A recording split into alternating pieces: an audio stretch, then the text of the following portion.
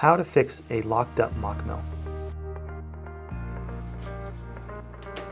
A locked up mill is when the mill is on and nothing is happening except for a low humming noise.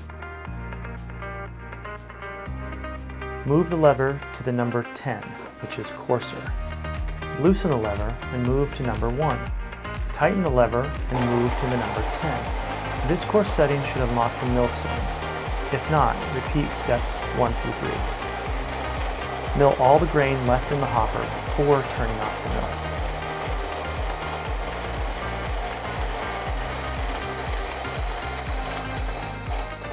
Step number 5, turn off your mill. Now that your mill is unstuck, reset your mock mill and mill the coarse flour.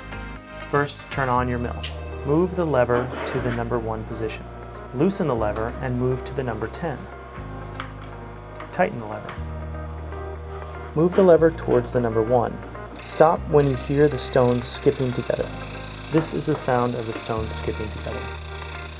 Add the coarse flour to the hopper and mill at the fine setting.